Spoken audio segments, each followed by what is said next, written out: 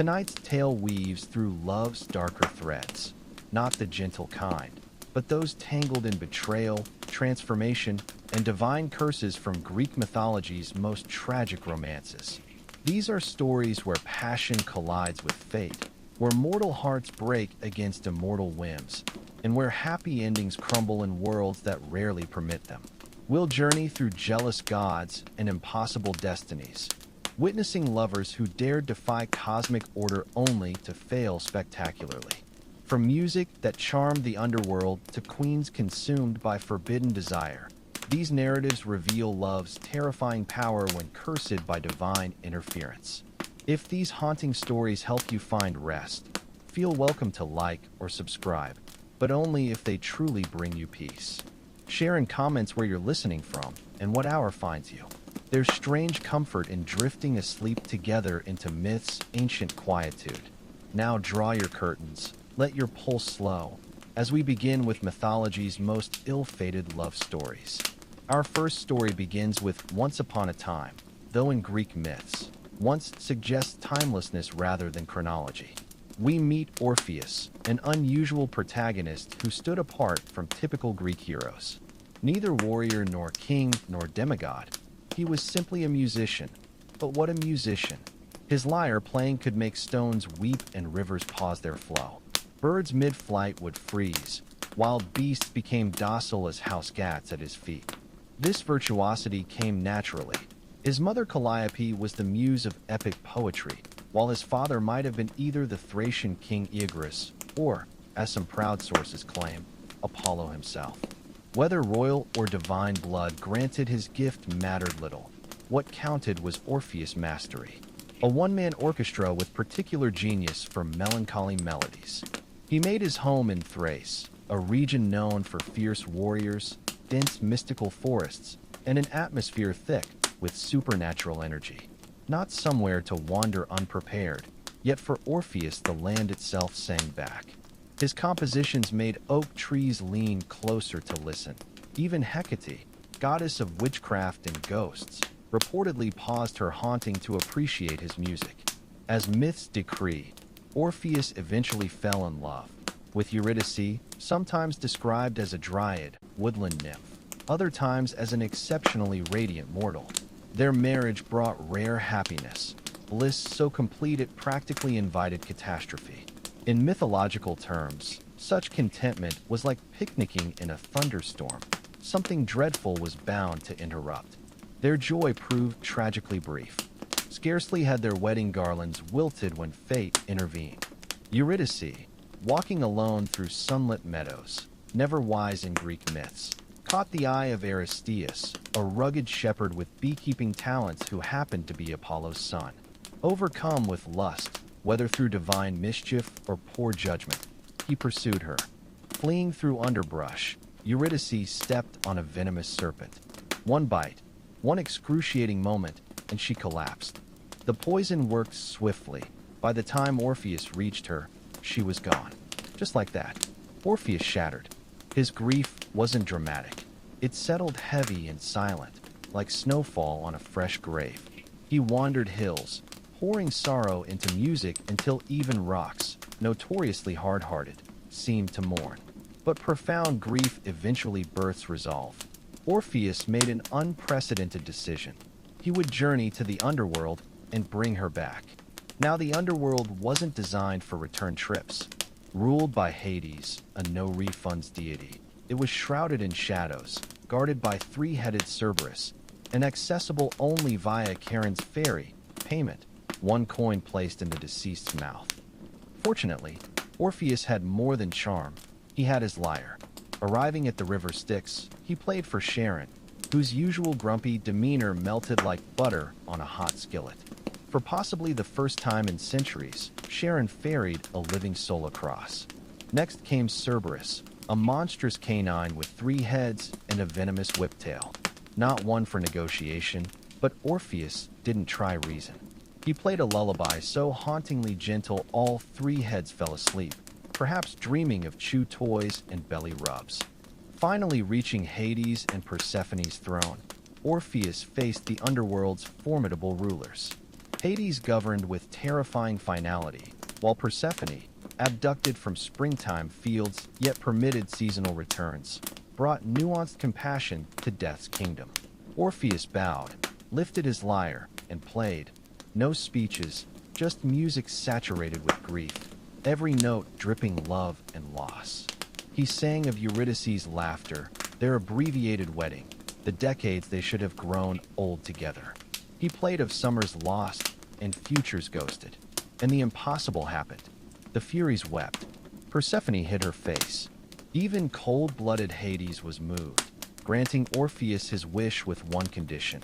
Eurydice would follow, but he mustn't look back until both reached sunlight. No glances, no whispers, just trust. Here myths thrive on human psychology's fragile tensions. Having just navigated hell itself, walked past tormented shades, and bared his soul to divine judges, Orpheus now had to climb upwards blindly with only hope as guide. Step by step he ascended, darkness thinning, breeze stirring.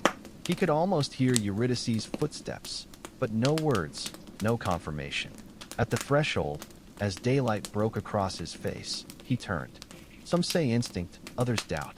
Perhaps love itself overwhelmed him. Regardless, their eyes met for one frozen instant before she began vanishing, form blurring like morning fog, hand reaching soundlessly before she was gone. This time, forever. Orpheus tried descending again, but the passage was sealed. Divine mercy doesn't do encores.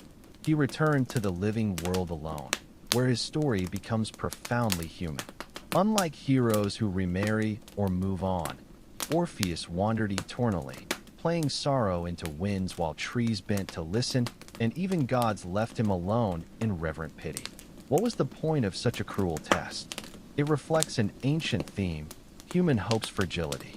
Greek tragedy concerns beauty and striving against certain doom. Orpheus symbolizes love's reach and doubt's peril.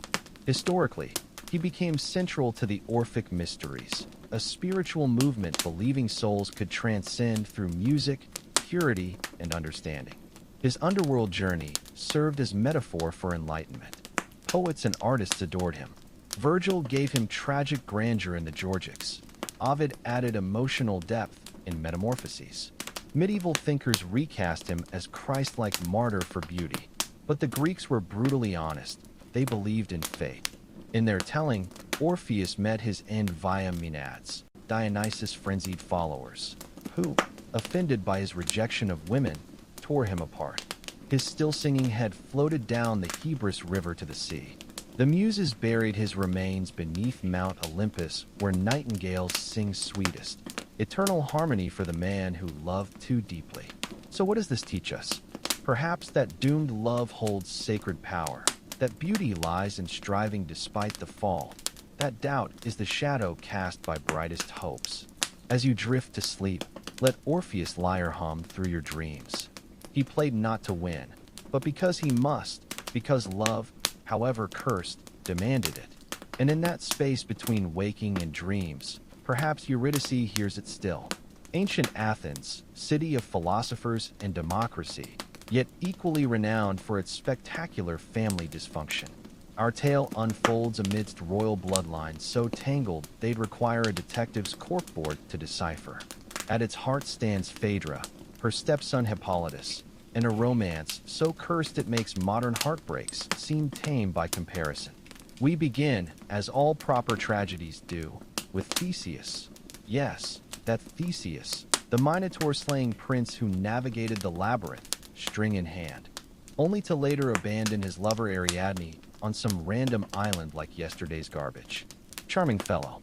Years later, he married Ariadne's sister Phaedra, because why suffer clean breaks when you can entangle entire bloodlines?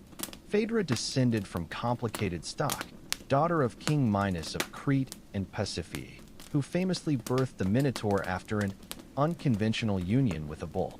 Her sister Ariadne had helped Theseus kill their monstrous half-brother. You might say family dinners were tense. Now wed to Theseus, Phaedra became stepmother to his son Hippolytus, born from his earlier marriage to the Amazon Queen Hippolyta. The boy was raised in that warrior woman tradition, aloof, chaste, more interested in hunting than humans. He worshipped Artemis, avoiding Aphrodite entirely. This theological snub proved disastrous. In Greek myths, gods don't appreciate being ignored, especially Aphrodite. She didn't merely encourage passion, she demanded it. When Hippolytus publicly dismissed her domain in favor of Artemis' chaste pursuits, the love goddess was displeased. Her vengeance was exquisitely cruel.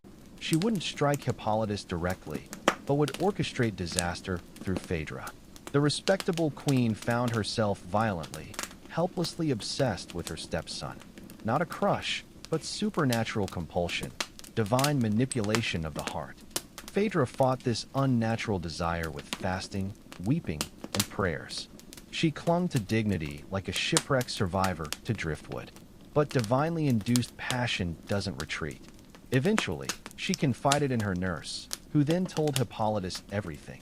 Because Greek tragedies always feature one meddlesome servant making catastrophically bad decisions. Hippolytus reacted with all the emotional intelligence of a marble statue, recoiling in disgust, berating the nurse, threatening to expose the scandal. A lesser woman might have begged, but Phaedra chose a different path. She wrote a letter accusing Hippolytus of assault, then took her own life. Theseus returned to find his wife dead, and this damning note. Being famously even-tempered, he immediately cursed his son, invoking a deadly wish granted by Poseidon. Shortly after, as Hippolytus drove his chariot along the shore, Poseidon sent a monstrous bull from the waves. The horses panicked, the chariot overturned, and Hippolytus was dragged to his death. Enter Artemis, not with healing, but truth. She revealed Aphrodite's cruel game. Phaedra had lied. Hippolytus was innocent. Too late, Theseus rushed to his dying son. In a rare moment of Greek tragic grace, Hippolytus forgave him before passing. Euripides immortalized this story in his tragedy Hippolytus, where Phaedra emerges not as villain but victim, a woman morally tormented by unnatural desires. Earlier versions portrayed her more lustful, but Athenian audiences preferred this nuanced take where she fights her passion with everything she possesses. The myth explores psychological extremes. Hippolytus' rigid virtue becomes his downfall. Phaedra's shame leads to deception. Theseus' rashness destroys his heir. The Greeks believed in moderation. Hippolytus' rejection of love entirely was as dangerous as Phaedra's uncontrolled passion. Later Roman writers like Seneca amped up the moral horror. Racine's French adaptation Phaedra turned it into a masterpiece of eloquent repression. Modern interpretations see it as exploring obsession, denial, and tragic miscommunication. Ultimately, this isn't about forbidden love, but about desire that shouldn't exist. What happens when love becomes inexpressible? Phaedra's tragedy isn't just that she loved wrongly, but that she had no language for it that wouldn't bring ruin. As we leave this story, picture Phaedra pacing her chambers, lips bitten raw, Hippolytus walking through a world he refuses to understand, Theseus returning home to silence more terrible than any monster's roar. Above them all, the gods watch, stirring the pot, because in Greek mythology, love is rarely a blessing. More often, it's a beautifully wrapped disaster. Let us now unfurl the scroll on a love story so catastrophic it launched 1,000 ships, and if poets are to be believed, countless therapy sessions.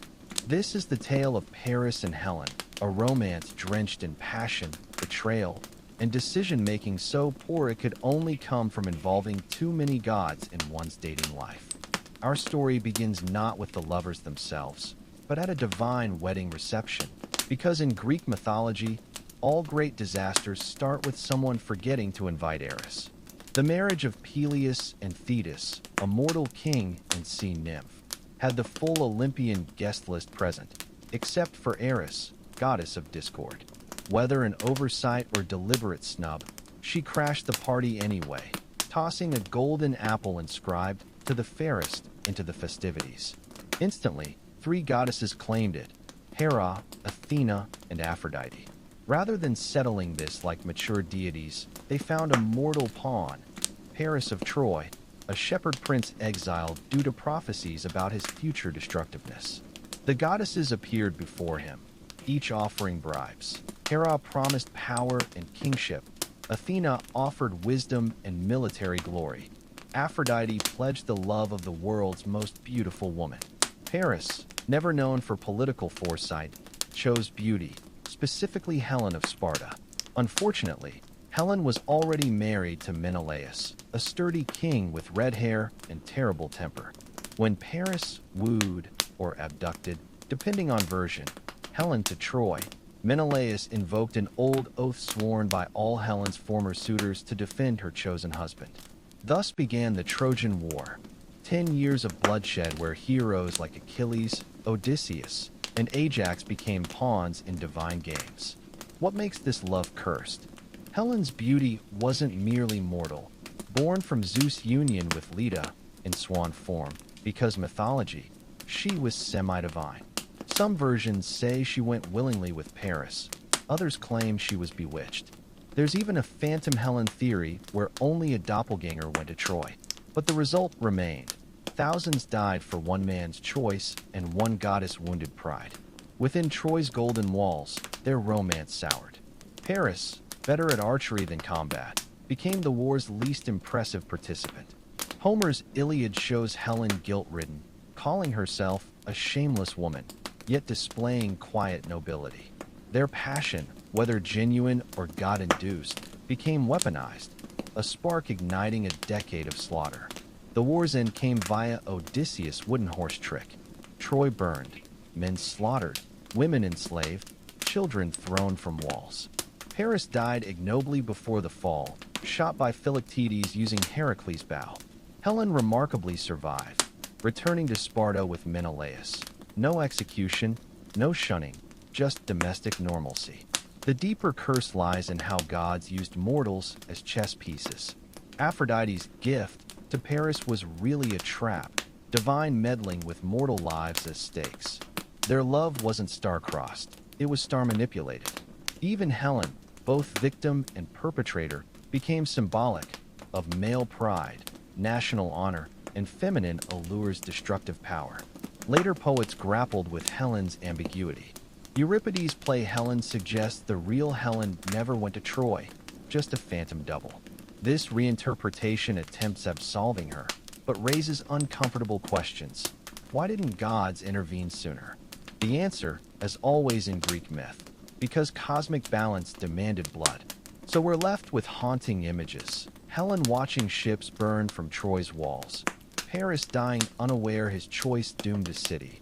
Warriors on both sides realizing too late they fought for divine vanity. Their love wasn't cursed by malice, but by existing in a world where gods play with mortal lives like dice, rolling for tragedy, never caring where they land. Now we descend into one of mythology's darkest love stories, not of gentle affection, but loyalty twisted into vengeance. This is the tale of Medea and Jason, where devotion curdles into something monstrous, proving that in Greek myths, the line between lover and destroyer is thinner than a dagger's edge. Our story begins with Jason's quest for the Golden Fleece, no ordinary pelt, but one imbued with royal legitimacy and divine magic. His uncle Peleus promised him the throne of Iolcus if he retrieved it from distant Colchis, modern Georgia, guarded by a dragon that never slept. Jason assembled history's greatest dream team, the Argonauts, including Heracles and Orpheus, for this ancient world's version of an impossible heist. In Colchis, we meet Medea, not some simpering princess, but a formidable sorceress, granddaughter of the sun god Helios. When King Aedes set impossible tasks, yoking fire-breathing bulls, sowing dragons' teeth, Medea, smitten by Jason or perhaps Aphrodite's magic, provided enchanted aid. Her love wasn't gentle, it was all-consuming. She betrayed her father, murdered her brother, dismembering him to delay pursuit, and fled with Jason. Their return voyage reads like a dark fairy tale. Medea tricks Peleus' daughters into killing their own father by promising rejuvenation. When forced into exile again, they settled in Corinth, had 2 children, and for a while, lived normally. One imagines Medea perfecting potions, while Jason retold his fleece story at parties. But Jason's ambition proved their undoing. He abandoned Medea to marry Glauce, daughter of King Creon, a politically advantageous match. Medea's response wasn't heartbreak, it was annihilation. In Euripides' version, she sent Glauce a poisoned dress and crown that burned her alive. Creon perished too, embracing his dying daughter. Then came Mythology's most horrific act. Medea murdered their own children, not from hatred, but as ultimate punishment. I will not let them be mocked as his.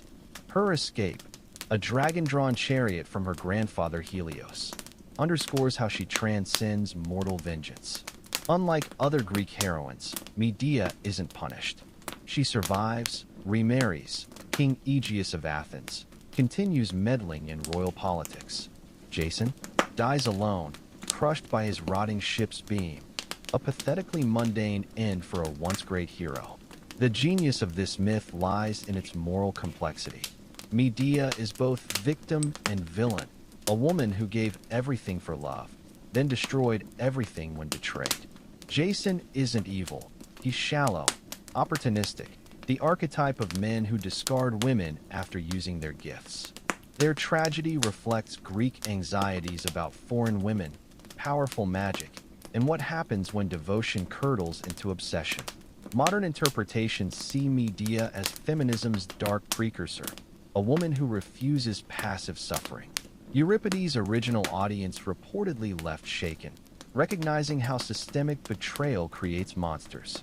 The real curse wasn't their love's failure, but its inequality. Medea loved with dragon fire intensity, Jason with the commitment level of a weather vane. So as you picture Medea's chariot vanishing into the sky, remember, Greek mythology understands that the most terrifying force isn't gods or monsters. It's a woman scorned who knows magic.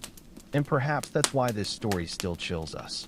Because unlike cursed objects or divine punishments, Medea's vengeance was utterly, terribly human.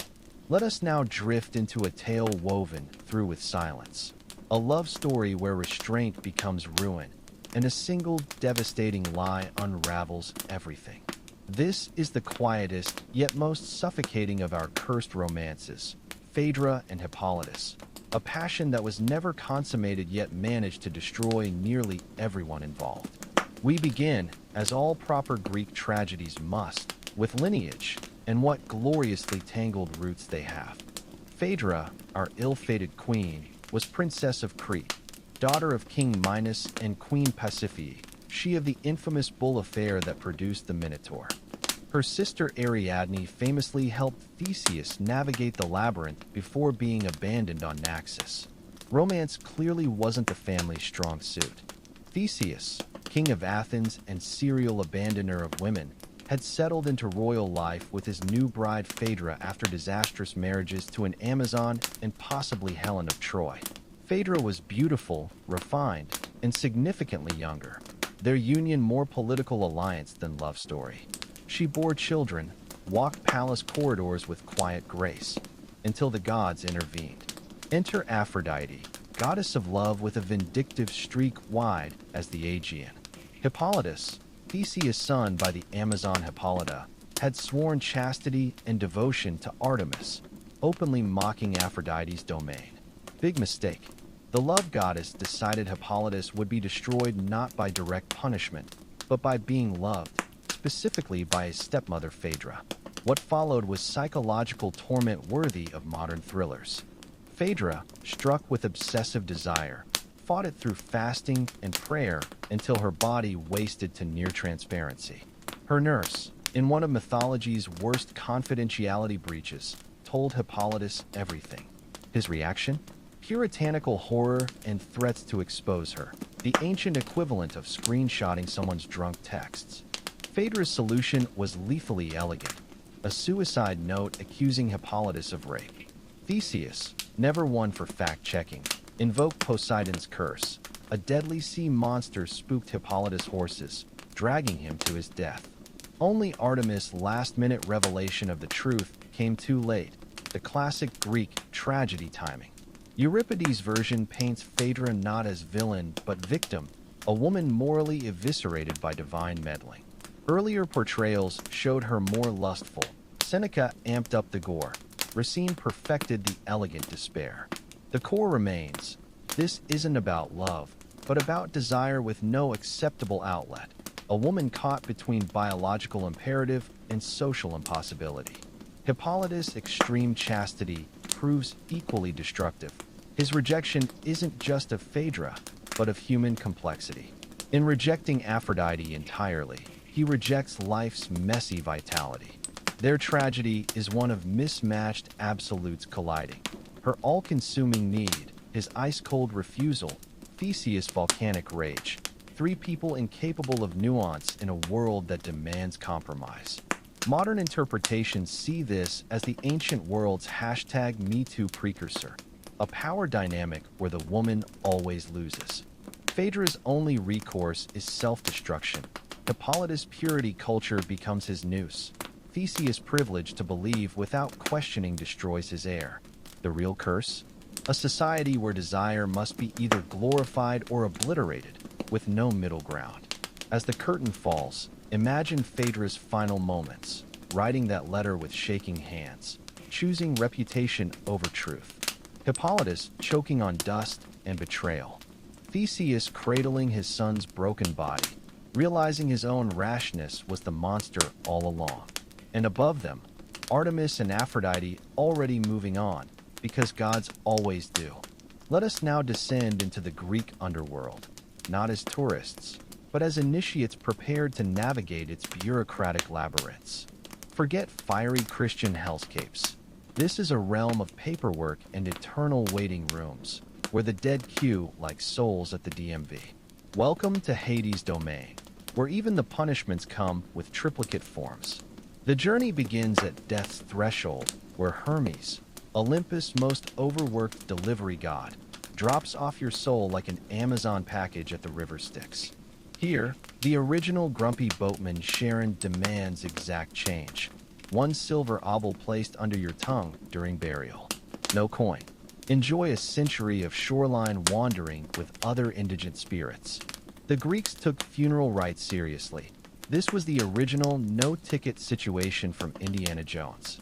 Crossing the Styx, you'll meet Cerberus, the three-headed security dog who never takes sick days. His job isn't to keep you out, but to ensure no one leaves. Past him sprawls the underworld's tiered bureaucracy. Asphodel Meadows, the sole equivalent of economy class. Endless gray plains where ordinary shades drift like bored commuters. No torment, just profound mediocrity.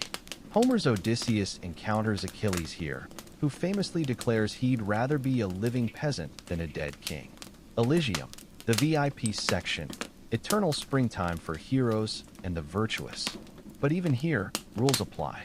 According to Aeneas' guide, souls must drink from Lethe, the river of forgetfulness, before reincarnation, unless you're an Orphic initiate clutching golden tablets with the cheat codes to avoid memory wipes. Tartarus, the celestial supermax, reserved for oath breakers and divine annoyances like Sisyphus, eternal boulder, Tantalus, eternal thirst, and the Titans. Notably, it's not fire and brimstone, but psychological torment tailored to each sinner's earthly crimes. The judges, Minos, Rhadamanthus, and Aeacus, operate with all the warmth of tax auditors. Former mortal kings promoted to afterlife middle management, they assign destinations based on your divine credit score. Even the punishments have poetic flair. Sisyphus, who cheated death twice, pushes his boulder uphill forever. The original, doing the same thing expecting different results metaphor. Tantalus, who served his son as stew to the gods, stands beneath fruit branches that eternally retreat, giving us the word tantalize. The Danaids, who murdered their husbands on their wedding night, endlessly carry water in leaky jars, feminine labor rendered futile. Hades himself presides like a CEO who hates his job, while Persephone brings seasonal decor changes. Their marriage, beginning with that famous abduction, became the model for dysfunctional power couples. Yet they run this spiritual IRS with unsettling efficiency. What makes this system uniquely Greek? Its terrifying fairness. No fiery demons torment you, just your own actions coming home to roost. The Elysian fields aren't earned through prayer, but through deeds. Even heroes like Odysseus only glimpse paradise before returning to the gray. Modern parallels abound. The Lethe's memory wipe mirrors corporate rebranding. Sisyphus is every middle manager pushing quarterly reports up the organizational chart. The genius lies in how these myths make cosmic justice feel administrative, as if the universe runs on spreadsheets maintained by underpaid demigods. So when your time comes, remember, pack coins, mind the dog, and hope your life's balance sheet lands you somewhere with good Wi-Fi. Because in the Greek afterlife, the only thing worse than punishment is paperwork. Let us now pull back the obsidian curtains to reveal the underworld's true architects, Hades and Persephone, mythology's original power couple who turned hell into a well-oiled machine. Forget the fiery tyrant of Christian lore. This Hades runs his realm with the precision of a Swiss watchmaker crossed with an undertaker who really enjoys his work. Hades, eldest son of Cronus, drew the underworld in the divine lottery. A cosmic case of the quiet brother gets the basement. Unlike his flashy siblings Zeus and Poseidon, he became the anti-celebrity god. No temples, no festivals, just the occasional whispered prayer when someone really didn't want to die. The Greeks called him Platon, the wealthy one, not because hell was lucrative, but because all mineral wealth originated underground. Talk about branding. His queen Persephone arrived via mythology's most problematic meet-cute. Hades, smitten after spotting her picking flowers, popped up through the earth in his chariot like an overeager Tinder date. What followed wasn't courtship, but abduction. Though some modern readings suggest she may have eaten those pomegranate seeds willingly. Their marriage became the ultimate joint custody arrangement. 6 months together, winter's barrenness. 6 months apart, spring's rebirth. Together they perfected bureaucratic hell. Hades handled logistics, soul processing, punishment schedules, and Cerberus flea baths. Persephone brought nuance, presiding over ghostly appeals and occasionally commuting sentences, like Orpheus' almost successful retrieval. Their underworld wasn't about torture, it was about order. The dead got what they earned. Heroes got Elysium's golf courses, Oathbreakers got Tartarus' creative punishments, and everyone else got Asphodel's eternal DMV waiting room. Even the famous punishments were less about pain and more about symbolism. Sisyphus embodied pointless corporate hustle. Tantalus became the original influencer chasing clout. The Danaids performed domestic labor that never ended. The brilliance? Hades never rebelled. While Zeus philandered and Poseidon flooded cities, he just managed. No scandals, no coups, just 24/7 soul processing with perfect KPIs. Persephone, meanwhile, transformed from victim to co-CEO, proving you could be both abducted bride and underworld's most powerful woman. Their cult at Eleusis offered initiates something revolutionary: hope. Not salvation, but the knowledge that death wasn't chaos. This was the ancient world's most successful franchise. Centuries of initiates who never leaked the rituals. Or if they did, we can't read their notes. Modern Hades would run Amazon. Efficient, impersonal, with flawless supply chains. Persephone would head HR, balancing compassion with policy. Together they remind us, the scariest systems aren't fiery pits, but perfectly organized ones where every form gets filed in triplicate. So when you picture them, don't imagine Satan. Think two overworked executives running eternity's most demanding startup. The coffee in the break room is terrible, but the retirement plan is to die for. Let us now wade into the underworld's liquid borders, the 5 rivers that flow through Greek mythology like veins through a corpse. These aren't mere waterways, but psychological states made manifest, each with its own flavor of existential dread. Forget picturesque streams. These currents run thick with metaphor and the occasional screaming soul. The Styx, the original unbreakable contract.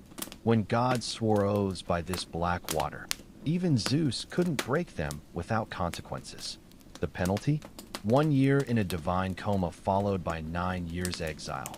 Basically Olympus' version of getting fired with extreme prejudice. Achilles' mother dunked him here for invincibility, forgetting to dip the heel.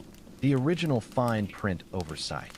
Acheron, the river of woe where newly dead souls first weep. Charon's ferry runs like an underworld subway. Exact change required. Archaeologists actually found a real Acheron river in Greece with ancient coins still embedded in its banks, proving the Greeks took their afterlife commute seriously. Phlegethon, the boiling blood river of Tartarus. Imagine molten lava mixed with the screams of oath breakers. Virgil described its hissing currents, sounding like 1,000 tea kettles left forever on the stove. Oddly specific, yet effective. Cocytus, the wailing river where the damned whimper in eternal self-pity. Its name means lamentation, sticking in your throat like a sob. Dante later placed traitors here, frozen in ice. A Christian remix of the original Greek despair. Lethe, the amnesia river. Most souls drank from it before reincarnation, getting the ultimate factory reset. Orphic cultists carried golden cheat sheets with instructions like, when you see the white cypress, don't drink the water. Early attempts at hacking the afterlife system. These rivers weren't just scenery, they were the original personality tests. Crossing them stripped away pretenses. Styx tested your commitments. Would you really stake eternity on that promise? Acheron measured your grief. How much unfinished business weighs you down? Phlegethon burned away illusions. What excuses won't survive scrutiny? Cocytus amplified regrets. Whose voice still whispers in your nightmares? Lethe offered the mercy of forgetting. What memories are worth carrying forward? Modern psychology would diagnose these as Styx equals OCD about promises. Acheron equals separation anxiety. Phlegethon equals anger management issues. Cocytus equals clinical depression. Lethe equals dissociative disorders. The Greeks understood that death wasn't just an event, it was a series of emotional transitions. These rivers formed the ultimate therapeutic journey, minus the therapist. Even today, we use their metaphors. Crossing the Rubicon, baptism by fire, drinking the Kool-Aid, all watered-down versions of Hades' original emotional gauntlet. So next time you're in deep water or going through the ringer, remember, you're channeling ancient Greeks navigating their own psychological underworld. The coffee may be better in modern therapy, but the rivers still run just as deep. Let us now shine a torch on mythology's most misunderstood employee, Charon, the underworld's perpetually exhausted ferryman. This isn't some hooded Grim Reaper, but an overworked civil servant stuck in eternity's most repetitive job. Picture a divine Uber driver with 1-star reviews who can't quit because immortality lacks retirement plans. Charon's workplace hazards would make OSHA weep. Clients. Newly deceased souls who either weep uncontrollably or demand to speak to the manager. Hades never takes these calls. Hours. 24/7 since time doesn't exist underground. Benefits. 0 health insurance despite handling psychologically damaged cargo. Pay. 1 obol per soul, the ancient equivalent of subway fare. The coin requirement wasn't arbitrary. Greeks buried their dead with coins on the eyes or under the tongue, not as sentimental gesture, but as a metaphysical metro card. Archaeologists find these coins still clenched in skeletons' jaws, proof that nobody wanted to risk being stranded on the wrong shore. Charon's rules are simple but inflexible. No coin equals 100 years shoreline wandering.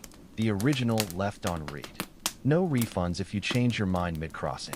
Absolutely no pets. Cerberus still owes him for that one incident.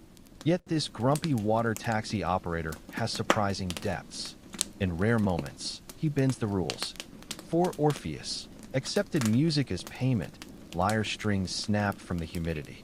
For Heracles, let him ride without dying first, then regretted it when the demigods started wrestling souls. For Aeneas, granted passage after seeing the Golden Bough, Underworld's original VIP pass. Modern interpretations recast Charon as the original gig economy worker, trapped in algorithm-controlled eternity. A trauma gatekeeper, deciding who's processed into grief's next stage. Corporate middle management, enforcing policies he didn't create. His psychological toll is immense. Imagine centuries of mourners begging for exceptions, heroes threatening violence when denied boarding, philosophers asking existential questions during the commute. No wonder he never smiles. The Greeks didn't fear him, they pitied him. While Hades dined in his palace and Persephone vacationed topside, Charon rode, and rode, and rode. His or strokes became the metronome of the afterlife, each splash marking another soul processed into eternity's filing system. So when you picture him, don't imagine some demonic figure. See the ultimate blue-collar immortal. The coffee's cold, the passengers are depressing, and the retirement plan is non-existent. But someone's got to keep the afterlife running on schedule. Let us now explore mythology's most exclusive club, the Judges of the Dead, where 3 former mortal kings preside over eternity's most consequential job interviews. This isn't some divine courtroom drama. It's the ultimate HR department where resumes are written in blood and the exit interviews last forever. The hiring committee, Minos, former king of Crete turned underworld's chief justice, still carries that whole Minotaur labyrinth baggage but tries to appear impartial by growing a solemn beard. Uses his golden scepter not as weapon but as a gavel, mostly to whack souls who interrupt proceedings.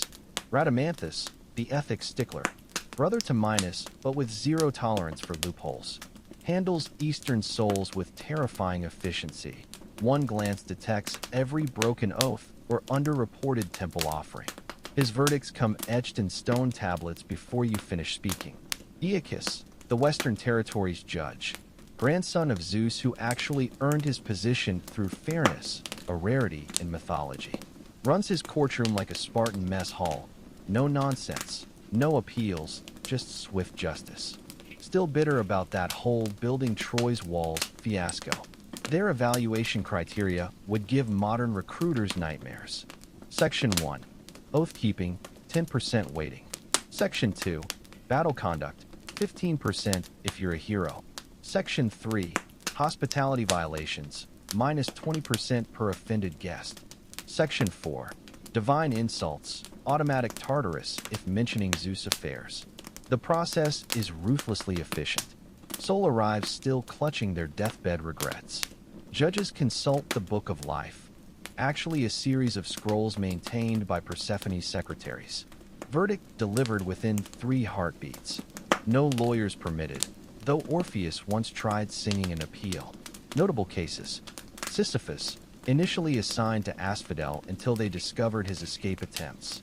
Upgrade to Tartarus with customized boulder.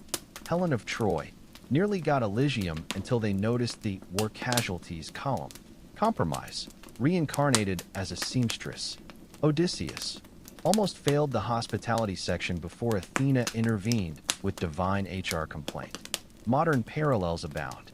Their judgments anticipate algorithmic sentencing. The 3-judge system mirrors appellate courts. The no appeals policy predates mandatory arbitration clauses. What makes them terrifying isn't cruelty, but consistency. They don't invent punishments. They simply match crimes to pre-existing cosmic consequences, like celestial actuaries calculating karmic insurance premiums. So when your time comes, remember, the underworld's judges won't care about your excuses, your charisma, or your last-minute deathbed donations. They've heard it all before, in triplicate, filed by region and offense. The only thing more relentless than death. Paperwork. Let us now descend into Tartarus, not the fiery hell of later religions, but the original cosmic prison where the Greeks stored their divine rebels and mortal annoyances. This isn't just punishment. It's eternity's most creative disciplinary system, where the sentence always fits the crime with poetic precision. The inmates. Sisyphus, the original hustle culture failure. After cheating death twice, once by chaining Thanatos, once by convincing his wife not to bury him, he was sentenced to push a boulder uphill forever. Not because the labor is hard, but because the futility is the point. Modern parallels. Corporate middle management chasing quarterly targets. Tantalus, the influencer who took things too far. After serving his son Pelops as stew to test the god's omniscience, he stands in a pool with fruit branches just out of reach. His name gives us tantalize, the agony of almost having what you crave.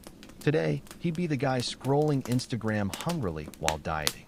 Ixion, the first recorded case of workplace harassment gone wrong. After trying to seduce Hera, Zeus bound him to a flaming wheel that spins eternally. Not just pain, motion sickness for all eternity. The Danaids, 49 sisters who murdered their husbands on their wedding night. Their punishment? Filling a leaky jar with water forever.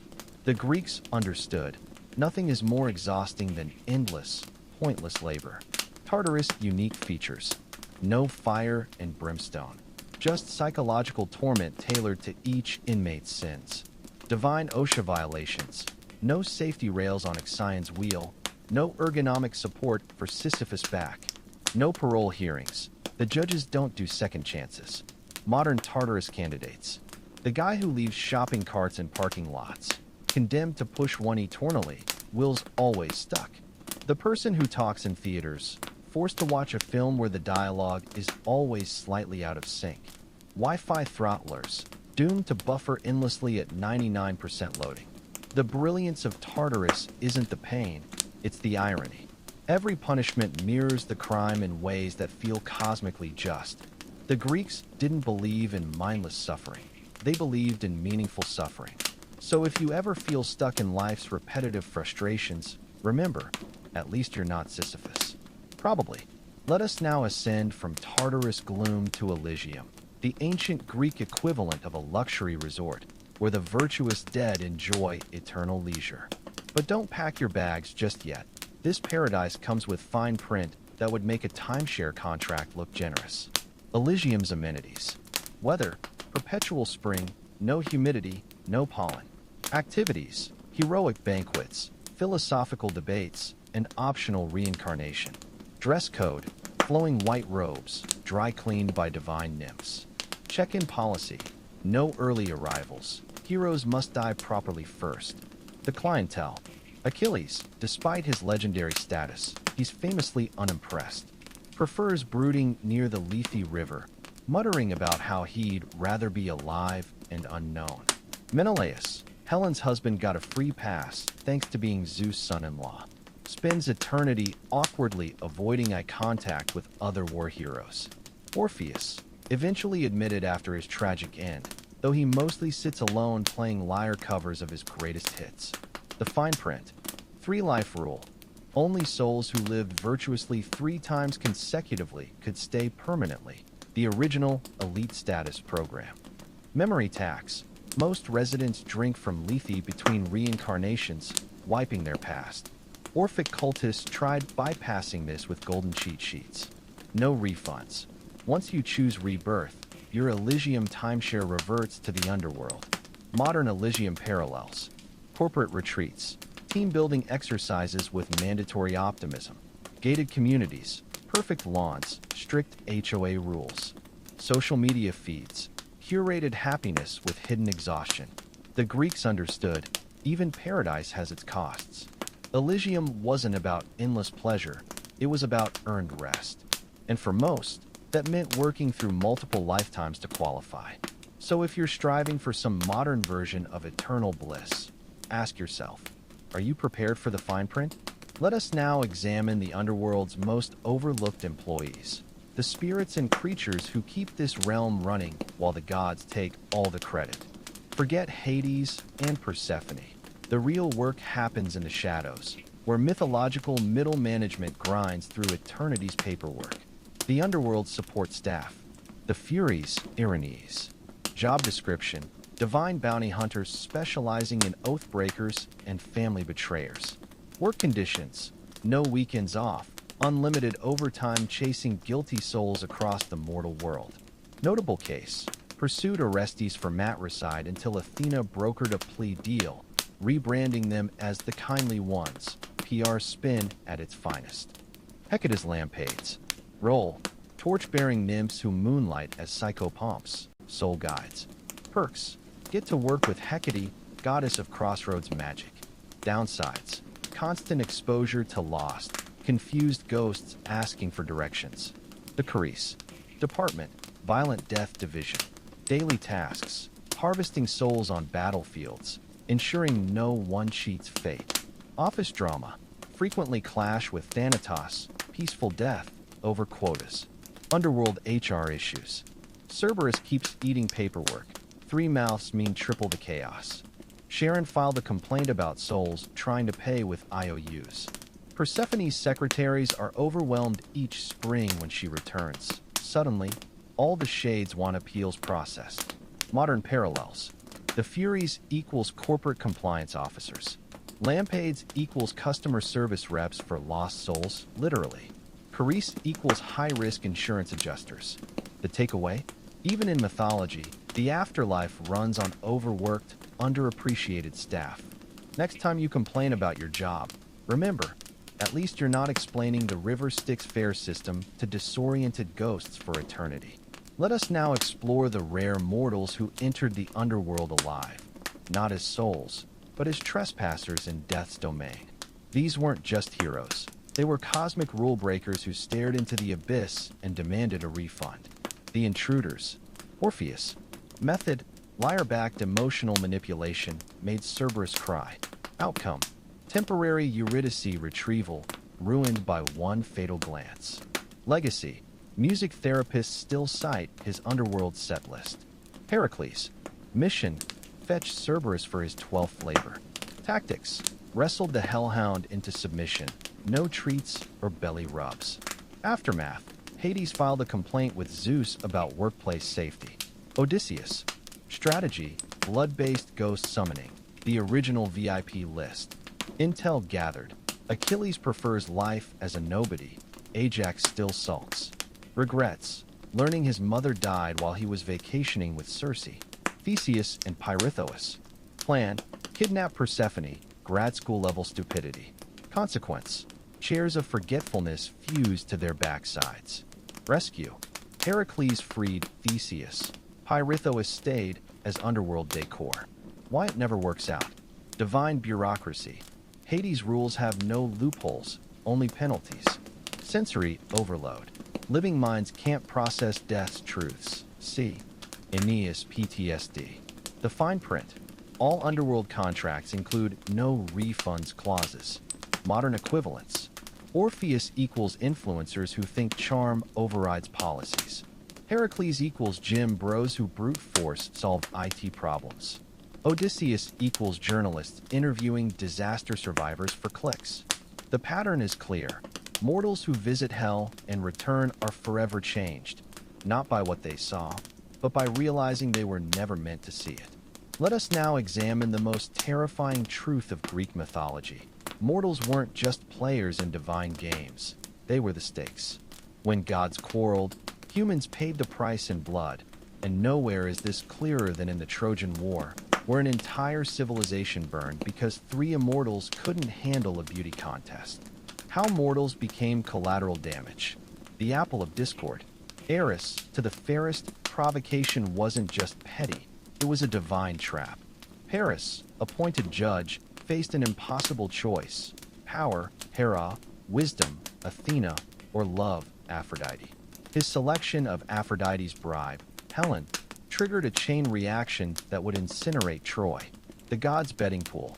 Zeus let the war proceed for entertainment, mortal chess, with real casualties.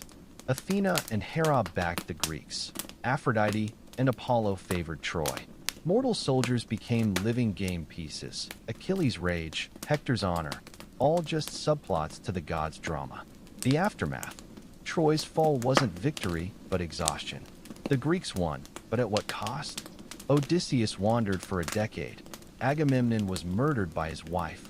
Ajax went mad. Helen returned to Sparta and scathed, because gods protect their investments. Modern parallels. Celebrity feuds, where fans become foot soldiers in wars of ego. Political proxy wars, superpowers playing chess with smaller nations' lives. Corporate takeovers, employees as expendable pawns in executives' battles. The Trojan War exposes mythology's cruelest joke. Mortals believed they fought for honor, but they were really just dying for divine amusement. When the gods grow bored, humanity becomes their entertainment, and the bill always comes due in blood. You know what's wild about Greek myths? The gods were basically that group of rich kids who'd start drama just to see what would happen. And we mortals? We were their favorite reality show. Let me tell you about the time Apollo got salty over a music contest. It didn't end well for the poor dude who dared to win. So there's this satyr named Marsyas, right? He picks up Athena's discarded flute. She tossed it because her cheeks puffed out funny when she played. Even goddesses have insecurities. This satyr gets crazy good, like make nymphs cry with his music, good. Word gets around until someone inevitably says the fatal words. Hey, you're better than Apollo. Big mistake. The golden boy god challenges Marsyas to a showdown. Here's the messed up part. It's rigged from the start. Apollo pulls the ultimate cheat move. Let's play our instruments upside down. Dude adds vocals while playing his lyre, because apparently that was in the fine print. Marsyas? He's got a flute. Can't sing and play at the same time. When Apollo wins, shocker, he goes full petty, has Marsyas flayed alive for his audacity. The satyr's skin gets turned into a wineskin Class C, and his blood becomes a river that still babbles mournfully today. Meanwhile, Apollo strolls off like that's what happens when you challenge a god, peasants. Here's the kicker. Marsyas wasn't even being arrogant. He was just good at music. But in Greek mythology, being exceptional is basically asking for divine smackdown. The gods were like, how dare you mortals have talents that might, in some universe, compare to ours. It's the same energy as when your boss takes credit for your work then writes you up for insubordination. The rules only exist to keep the powerful on top. And the worst part? The myths spin it like Marsyas deserved it for his hubris. Bro was just playing flute. Makes you wonder how many other arrogant mortals in myths were just regular folks who happened to be talented before some god decided to make an example of them. The real moral of these stories? Know your place, peasants. The gods are watching, and they've got fragile egos. Man, the Greeks really knew how to make love complicated, didn't they? Forget your standard rom-com drama. Their love stories usually ended with someone turning into a tree or getting chased by bees for eternity. Take Daphne's story. It's like the original nice guy horror show. So Apollo's out here being all arrogant after killing that python snake, classic god behavior, when he runs into Eros playing with his bow. Big mistake to mess with the god of love, but Apollo can't resist being a jerk. What are you? Some kid playing soldier with those puny arrows. Eros doesn't say a word, just gives him that, oh you're gonna regret this smile. Next thing you know, Apollo gets hit with a golden arrow, instant obsession, while the nymph Daphne gets a lead one, instant, you get away from me. Cue the world's most awkward chase scene. Apollo's running after Daphne like, hey beautiful, let me write you a poem, while she's basically going nope nope nope at Olympic sprint speeds. When she can't run anymore, she prays to her river god dad who's like, best I can do is turn you into a tree, sweetie. So there's Apollo, hugging this newly sprouted laurel tree like the world's saddest lumberjack, going, well, at least your leaves will make cool crowns. And that's how the laurel wreath became his symbol. Romantic, right? Here's what kills me. This whole mess could have been avoided if Apollo had just not been a jerk to Eros. But no, God's got a god. Meanwhile, Daphne's just living her best nymph life until suddenly she's got to become Flora to escape divine harassment. It's like that friend who complains about being friend-zoned, when really he just can't take a hint. Except in this case, the nice guy is literally the god of the sun who can't understand why his dazzling beauty isn't working. The lack of self-awareness is almost impressive. Moral of the story? Maybe don't harass the god who controls love arrows. And if you're a nymph in Greek mythology, invest in good running shoes. You're gonna need them. You ever notice how Greek myths are basically the original soap operas? Just swap out fancy togas for designer suits and Mount Olympus for a corporate boardroom, and suddenly Hera's throwing lightning bolts at Zeus' latest fling feels eerily familiar. Take Echo's story.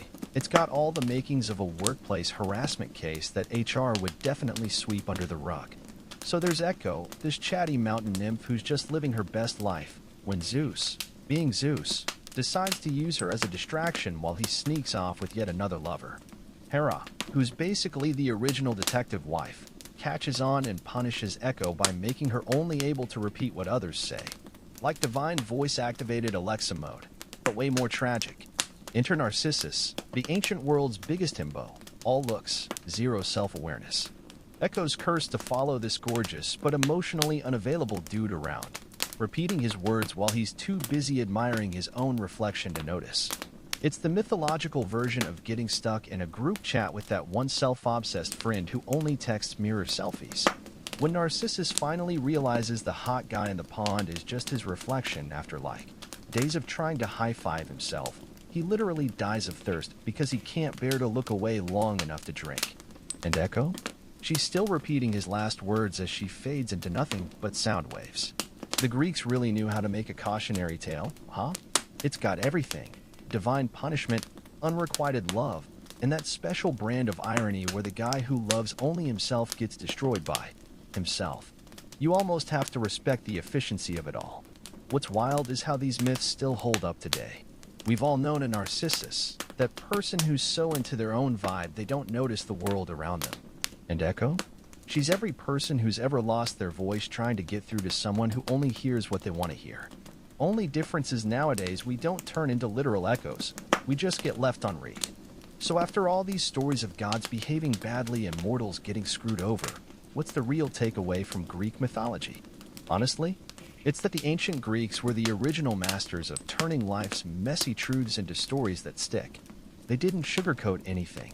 Love could destroy you, the gods were petty, and sometimes the best you could hope for was becoming a mildly interesting constellation. These myths weren't just bedtime stories. They were the ancient world's way of wrestling with the big questions. Why do bad things happen to good people? Because the gods were bored. What's the price of ambition? Usually your kids. How do you deal with impossible choices? Poorly, and with lots of dramatic speeches. The genius is in how human it all feels, even with all the magic and monsters. Hera's jealousy? We've all met that person at family gatherings. Apollo's fragile ego? That's every mediocre dude who can't handle being upstaged. The way curses get passed down generations?